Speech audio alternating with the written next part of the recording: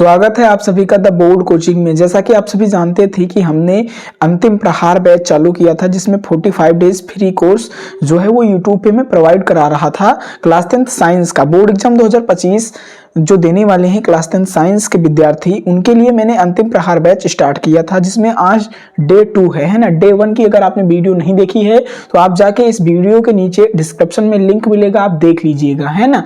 तो आज की ये वीडियो क्लास 10th साइंस वालों के लिए मोस्ट ऑफ इंपोर्टेंट होने वाली है, सो वीडियो को लास्ट तक देख के समझ लीजिएगा, है ना।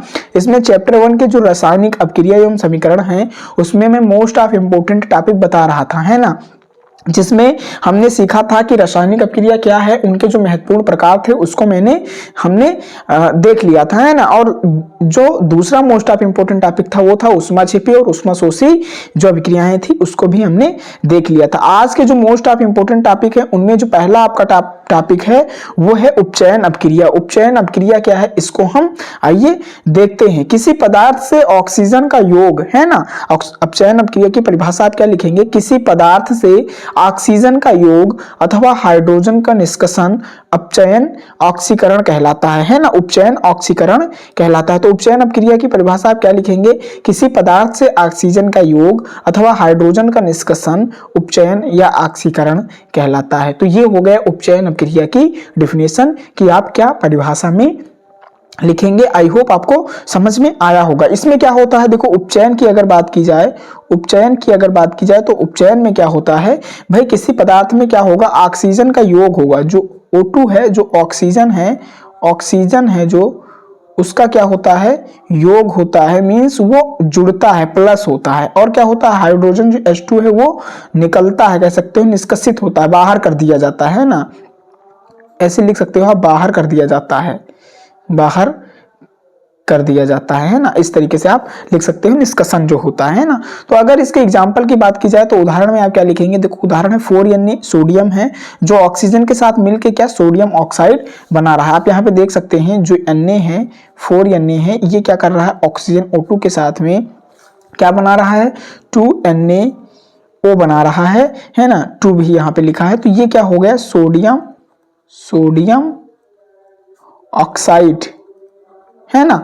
सोडियम ऑक्साइड बना रहा है, O2 का योग हो रहा है यहाँ पे, और हाइड्रोजन यहाँ पे क्या हो रहा है, विस्थापित हो रहा है, कह सकते हैं हाइड्रोजन निष्कासित हो रहा है, उसका ना कोई योग हो रहा है ना कुछ भी हो रहा है ना। तो इस तरीके से आपको समझ में आया होगा कि उपचयन अपक्रिया जो होती है वो क्या होती है कि किसी पदार्थ में ऑक्सीजन यदि जुड़ जाता है, फॉर एग्जाम्पल सोडियम में ऑक्सीजन जुड़ के सोडियम ऑक्साइड बना रहा है, देन ये अपक्रिया क्या है, उपचयन अपक्रिया कहलाती है। आई होप आपको क्लियर हो गया होगा, समझ में भी आया होगा। चलो नेक्स्ट हम बात करते हैं। नेक्स्ट जो हमारी अपक्रिया है वो क्या है, नेक्स्ट जो हमारी इंपोर्टेंट अपक्रिया है वो है अपचयन अपक्रिया। कौन सी अपक्रिया है, अपचयन अपक्रिया, है ना। तो अपचयन अपक्रिया की डिफिनेशन वगैरह हम देखते हैं कि किसी पदार्थ में आप क्या लिख सकते हैं, आप लिख सकते हैं कि किसी पदार्थ से ऑक्सीजन का निष्कर्षण होता है। भाई उल्टा हो रहा है, जैसे कि देखो उपचयन में क्या होता था, उपचयन में ऑक्सीजन का योग होता था, है ना, ऑक्सीजन प्लस में होता था। और अपचयन में क्या हो रहा है, अपचयन में जो है वो O2 निष्कासित हो रहा है, मतलब ऑक्सीजन का योग नहीं हो रहा है, ऑक्सीजन निष्कासित हो रहा है, बल्कि क्या हो रहा है, बल्कि हाइड्रोजन जो H2 है उसका योग हो रहा है। यहाँ पे लिखा हुआ है किसी पदार्थ से ऑक्सीजन का निष्कर्षण अथवा हाइड्रोजन का योग अपचयन कहलाता है। तो आई होप आपको क्लियर हो गया होगा इसकी डिफिनेशन। और उपचयन और अपचयन में डिफरेंस क्या होता है, उपचयन में क्या होता है, ऑक्सीजन का योग होता है और हाइड्रोजन जो होता है वो निष्कासित होता है, माइनस होता है। और अपचयन में क्या होता है, O2 माइनस होता है और हाइड्रोजन जुड़ता है। तो आई होप आपको क्लियर हो गया होगा। तो इसकी अगर हम एग्जाम्पल की बात करें तो एग्जाम्पल में क्या है, देखो 2KClO3 है, ये क्या है, पोटेशियम क्लोरेट है जो विस्थापित होकर क्या बना रहा है, 2KCl और प्लस 3O2 बना रहा है। तो ये जो अपक्रिया है ये क्या है, ये जो है ऑक्सीजन यहाँ से निकल रहा है, O3 जो है यहाँ से ऑक्सीजन निकल रहा है, ऑक्सीजन अलग हो रहा है, देन ये अपक्रिया क्या है, अपचयन अपक्रिया होती है ना। तो पोटेशियम क्लोराइड को हम क्या करेंगे, अपघटित करेंगे, अपचयित करेंगे, तो क्या बनेगा, 2KCl पोटेशियम क्लोराइड अलग हो जाएगा और 3O2 ऑक्सीजन अलग हो जाएगा, मींस यहाँ पे ऑक्सीजन निष्कासित हो रहा है। तो आई होप आपको अपचयन अपक्रिया समझ में आई होगी। ये मोस्ट ऑफ इंपोर्टेंट अपक्रिया है, कई बार, है ना, PYQ उठा के अगर आप देखेंगे, प्रीवियस ईयर क्वेश्चन पेपर उठा के देखेंगे तो कई बार आपको देखने को मिलेगी, ये क्वेश्चन आपको देखने को मिलेगा। मोस्ट ऑफ इंपोर्टेंट क्वेश्चन है। चलो नेक्स्ट टॉपिक की बात हम करते हैं। नेक्स्ट जो हमारा टॉपिक है वो है रेडॉक्स अपक्रिया। क्या है रेडॉक्स अपक्रिया, किसे कहते हैं? रेडॉक्स रिएक्शन जो है वो क्या होती है? तो इसकी डिफिनेशन आप क्या लिखेंगे? किसी अपक्रिया में यदि एक अभिकारक अपचयित और दूसरा अभिकारक उपचयित होता है ना, एक अभिकारक उपचयित तथा दूसरा अभिकारक अपचयित होता है, तो इन अपक्रियाओं को उपचयन अथवा रेडॉक्स अपक्रिया कहते हैं। देखो, उपचयन और अपचयन की अपक्रिया को ही, अपचयन की जो रिएक्शन है उसी को हम क्या कहते हैं? रेडॉक्स अपक्रिया उसी को कहते हैं। तो जो क्या होता है, किसी पदार्थ में क्या हो रहा है, किसी अपक्रिया में जो एक पदार्थ है जिसको अपकारक हम बोलते हैं वो अपचयित हो और दूसरा उपचयित हो, तो वो क्या होगा? वो रेडॉक्स अपक्रिया होगी। फॉर एग्जांपल अगर यहाँ पे उदाहरण देखना है तो आप यहाँ पे देख सकते हैं। देखो ZNO, यहाँ पे क्या हो रहा है, ये दोनों आपस में मिलके क्या बना रहे हैं? यहाँ पे देखो जो जेडियन है वो क्या बना रहा है, इसको आपको देखना है। जेडियन जो है जेडियन बना रहा है प्लस CO। तो यहाँ पे कौन चीज विस्थापित हो रहा है? देखो यहाँ पे आप देख सकते हैं क्या विस्थापित हो रहा है, जो यहाँ पे विस्थापित हो रहा है वो O विस्थापित हो रहा है, O जाके CO से मिल जा रहा है। यहाँ पे आप अपक्रिया देखेंगे तो इसमें उपचयन कहाँ होता है? देखो ZNO जब C कार्बन के साथ में रिएक्शन करेगा तो उपचयन में क्या होगा, ये जेडियन अलग कर देगा और C कार्बन के साथ में O जाके मिल जाएगा जो कार्बन मोनोऑक्साइड बनाएगा, है ना। CO जो कार्बन मोनोऑक्साइड है उसका सूत्र है ना। तो ये हो गया। और अपचयन में क्या होगा, ZNO कार्बन के साथ में अपचयन करके क्या बनाएगा, जेडियन को अलग कर देगा, है ना, जेडियन बनाएगा और यहाँ पे CO को अलग कर देगा। तो ये जो रिएक्शन है आप जिसको देख रहे हैं स्क्रीन पे, ये रेडॉक्स अपक्रिया का रिएक्शन है। तो आई होप आपको समझ में आया होगा कि रेडॉक्स अपक्रिया क्या होती है। रेडॉक्स अपक्रिया मोस्ट ऑफ इंपोर्टेंट रिएक्शंस में से एक है जो क्लास 10 साइंस के पेपर में हर साल बनता है, हर साल पूछा जाता है। देन आप इसको अच्छी तरीके से तैयार कीजिए और अपनी तैयारी को बेहतर कीजिए। मोस्ट ऑफ इंपोर्टेंट रिएक्शन है रेडॉक्स अपक्रिया। आई होप आपको रेडॉक्स अपक्रिया का जो एग्जांपल है वो क्लियर में आया होगा, आपको समझ में आया होगा। नेक्स्ट हम बात करते हैं संक्षारण क्या है। तो संक्षारण क्या चीज होता है, इस पे टिप्पणी लिखना। संक्षारण और विकृत गंधता पे, किस पे? संक्षारण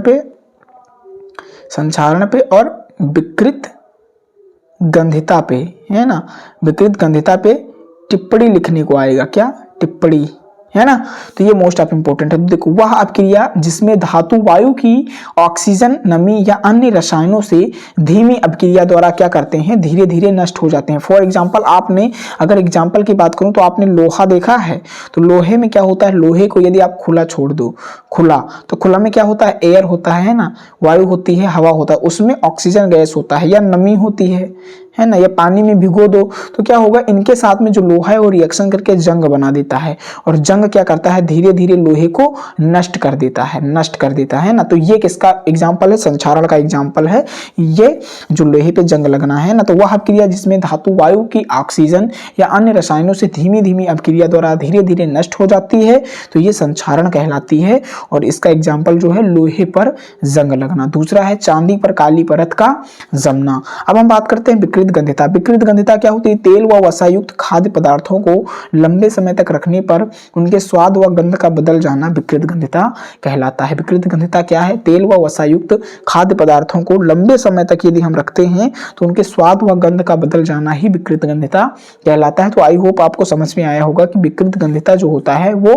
क्या होता है। तो आज के इस वीडियो में इतना ही। आज हमारा जो दूसरा लेक्चर था वो कंप्लीट हो गया और इस लेक्चर में हमने चैप्टर 1 को कंप्लीट कर दिया। नेक्स्ट जो तीसरा लेक्चर होगा उसमें चैप्टर 2 के जो इंपॉर्टेंट टॉपिक होंगे वो मैं डिस्कस करूंगा उसके बारे में, है ना, डिस्कस करूंगा उसके बारे में। तो आज की ये वीडियो यहीं पे मैं समाप्त करता हूं। कमेंट में बताएंगे कि आपको क्या इस वीडियोस के माध्यम से जो प्रिपरेशन है उसमें सहायता मिल रही है। क्या मैं इसी तरीके से हिंदी पे भी अंतिम 45 दिन का या 40 दिन का जो बचा हुआ समय है उसमें मैं अंतिम प्रहार चालू करूं, हिंदी या सामाजिक विषय या अंग्रेजी पे, तो ये राय आप कमेंट में देंगे, देन मैं स्टार्ट करूंगा। क्योंकि वीडियोस बनाने में बहुत मेहनत लगती है, इसलिए मैं आपसे कहता हूं आप सपोर्ट कीजिए, सब्सक्राइब कीजिए चैनल को, अपने दोस्तों के साथ भी शेयर कीजिए और पूरी वीडियोस को अंतिम तक देखिए। मैं ट्रस्ट करो हमारे ऊपर कि हम ये जो कंटेंट ला रहे हैं इससे आपका ही बेनिफिट होगा, आपकी ही तैयारी मजबूत होगी। सो मिलते हैं नेक्स्ट वीडियो में, तब तक के लिए धन्यवाद।